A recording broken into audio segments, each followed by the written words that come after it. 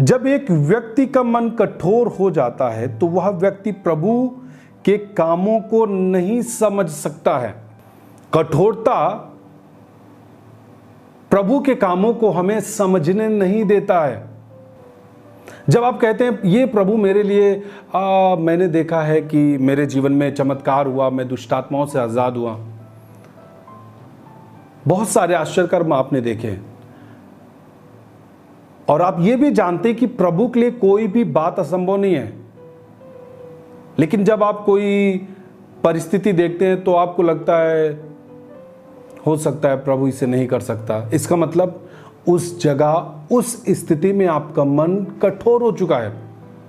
और जिसका मन कठोर होता है वो प्रभु के कामों को देख नहीं सकता, प्रभु के कामों को समझ नहीं सकता। प्रभु आपके सामने करेगा भी तो आप नहीं समझ सकते यदि आपका मन कठोर है। एक कठोर हृदय का जो व्यक्ति होता है वो परमेश्वर के कामों को समझ नहीं सकता। यदि हम पढ़ें मरकुस 8 अध्याय उसके 14 पद से हम पढ़ेंगे। मरकुस 8 उसका 14 पद से, चेले रोटी लेना भूल गए थे, नाव में उनके पास एक ही रोटी थी। उसने उन्हें चिताया कि देखो फरीसियों के खमीर और हेरोदेस के खमीर से चौकस रहो। वे आपस में विचार करके कहने लगे हमारे पास रोटी नहीं।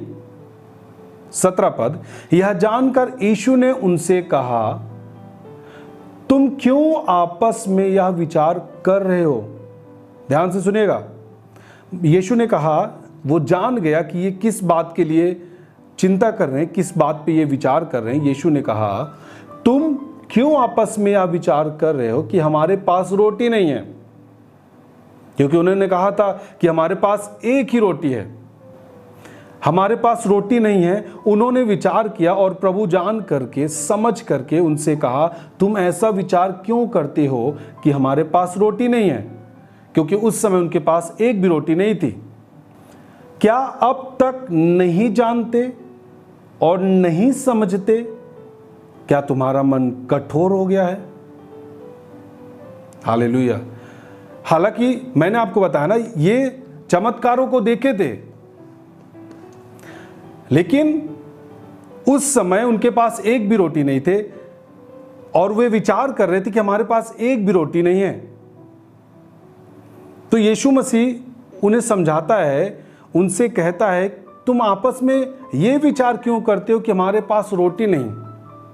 क्या अब तक नहीं जानते, नहीं समझते? किस बात के लिए? कि इसके पहले मैंने 5 रोटी 2 मछलियों में कितने को खिलाया। अब देखिए 18 पद में, क्या आंखें रहते हुए भी नहीं देखते और कान रहते हुए भी नहीं सुनते? क्या तुम्हें स्मरण नहीं कि जब मैंने 5000 के लिए 5 रोटी तोड़ी थी, तुमने टुकड़ों की कितनी रोटियां भरकर उठाई? उन्होंने कहा 12 टोकरियां। प्रभु समझा रहा है। फिर उसने कहा जब 4000 के लिए 7 रोटियां थी तो तुमने टुकड़ों के कितने टोकरे भरकर उठाए थे? उन्होंने कहा 7 टोकरे।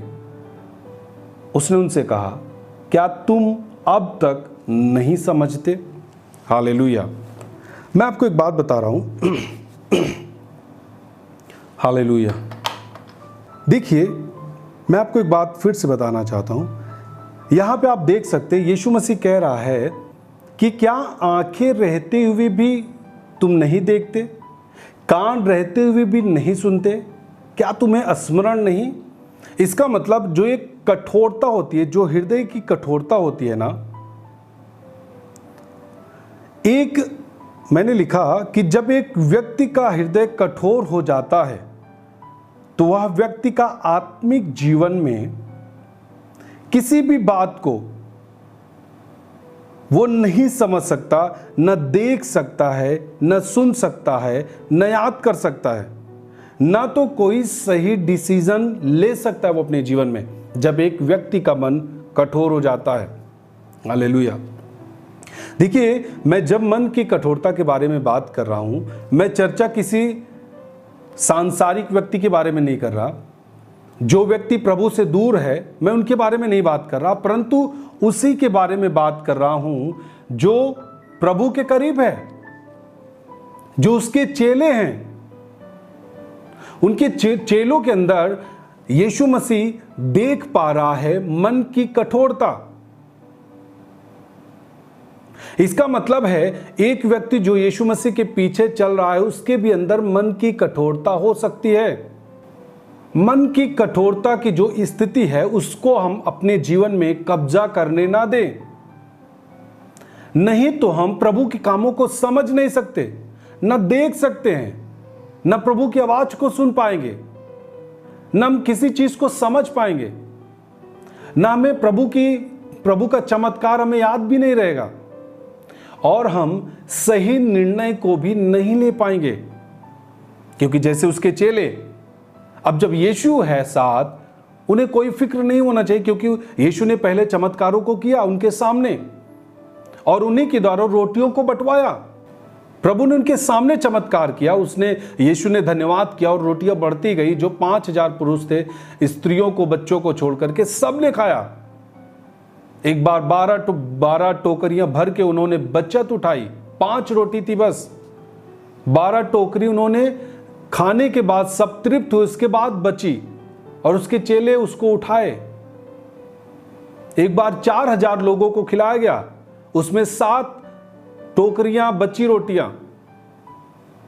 उस सारे चमत्कारों को यीशु मसीह के चेले देखे, फिर भी यीशु मसीह बताना कुछ अलग चाह रहा, लेकिन वे रोटी की बात कर रहे थे क्योंकि उनके पास एक भी रोटी नहीं थी।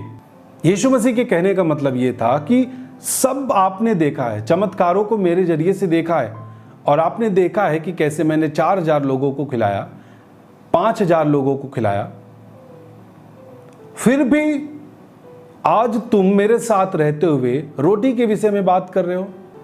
इसीलिए यीशु ने कहा कि क्या तुम्हारे पास आंख है फिर भी तुम देख नहीं पा रहे हो। इसका मतलब है जो है नहीं उसे भी हमें देखना है कि वो है।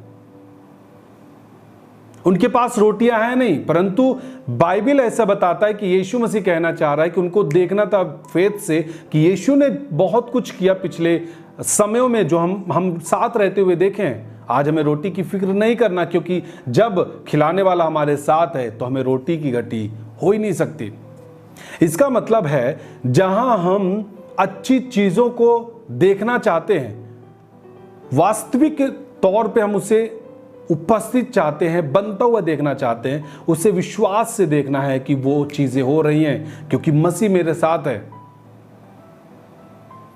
और हम कब उन चीजों को देख नहीं पाते? जब हमारा मन कठोर हो जाता है, हम उन चीजों को भूलते हैं जो प्रभु ने पिछले जीवन में हमारे जीवन में किया है, पिछले समयों में हमारे जीवन में प्रभु ने किया है। जब हम उन चीजों को भूलने लगते हैं हमारे मन में कठोरता आ जाती है। और बाइबल कहता है कि कान रहते हुए भी नहीं सुनते, अविश्वास की बातों को सुनते हो, ग्रहण करते हो। अविश्वास की बातों को ग्रहण ना करो, परंतु विश्वास की बातों को ग्रहण करो कि प्रभु, वो मेरा प्रभु है, मेरे लिए सब कुछ कर सकता है। लोग क्या कह रहे हैं, हम उनको उस बातों पे विश्वास नहीं करते। वो कह रहे हैं कि हाँ तेरे लिए कुछ नहीं हो सकता, वो बस केवल दुष्ट आत्माओं को निकाल सकता है और चमत्कार नहीं कर सकता, वो घर में शांति नहीं दे सकता, तेरे पति को वो नशे से आज़ाद नहीं कर सकता। बहुत सारी चीज़ों को संसार के लोग बोलते हैं, लेकिन सुनना है किसकी? वो प्रभु जो कहता है, वो फेथ की बातों को हमें सुनना है। हालेलुया। और कब हम फेथ की बातों को सुन नहीं पाते, हम उस आवाज को नहीं सुन पाते, जब हमारा मन कठोर हो जाता है, हम पिछले कामों को भूलने लगते हैं, मन में कठोरता को लाते हैं। बहुत सारे चीजों से हमारे मन में कठोरता आती है। मैं आपको आगे उस विषय पे बात करूंगा। आपका डिसीजन जो होगा ना, वो बिल्कुल प्रभु के वचन से अलग होगा, क्योंकि आपका मन कठोर हो चुका है।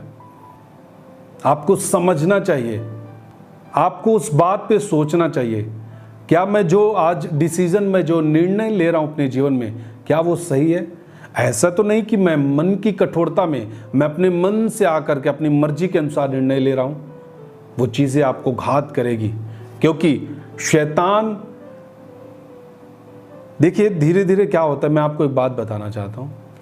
जो लोग प्रभु में आ जाते हैं, जब प्रभु में चलने लगते हैं ना, धीरे धीरे उनका मतलब वो भूल जाते कि शैतान काम करता है कि नहीं करता। उनको लगता है हम जो कर रहे हैं बस हम सही कर रहे हैं, प्रभु का नाम ले रहे हैं, शैतान का अटैक नहीं होगा। ऐसे थोड़ी होता है शैतान का अटैक, ऐसे थोड़ी होता है। जब प्रभु में समय बीतता है, आपका अनुभव होना चाहिए। आप अनुभवहीन हो जाते हैं, आप समझ नहीं पाते कि किस तरीके का निर्णय हमें लेना चाहिए, किस तरीके का नहीं लेना चाहिए। जब प्रभु के दास लोग समझाते हैं कि आपका डिसीजन गलत है, आप गलत निर्णय ले रहे हैं। आप जब नए थे आप सुन लिए थे, लेकिन आज आप सुनना नहीं चाहते, क्योंकि आपको लगता है कि मैं खुद मसीह में हूं, मैं जो अच्छा लगेगा मैं करूंगा, मेरे साथ प्रभु है। जो लोग नए होते हैं वे सुन लेते हैं, समझ लेते हैं, लेकिन पुराने होने पर आपको नहीं लगता कि शैतान आपको, आपके जीवन को खराब करना चाह रहा है। क्योंकि जब प्रभु के दास, प्रभु के लोग आपसे कुछ कह रहे हैं, उसे सुनना चाहिए। ऐसी स्थिति में आप कुछ भी प्रभु से प्राप्त नहीं कर सकते। आपको लगेगा कि मैं सही निर्णय ले रहा हूं, मुझे अलग हो जाना चाहिए, मुझे प्रभु को छोड़ देना चाहिए, मुझे ये काम करना चाहिए। अलग अलग तरीके से आप करने के लिए सोचते हैं। लेकिन मैं आपको बता रहा हूं कि जब भी कोई आपको समझाता है, सिखाता है, उसे आपको मानना चाहिए। तब प्रभु उस शैतान को मारता है जो आपके पीछे आपके जीवन को नाश करने के लिए ताक रहा है।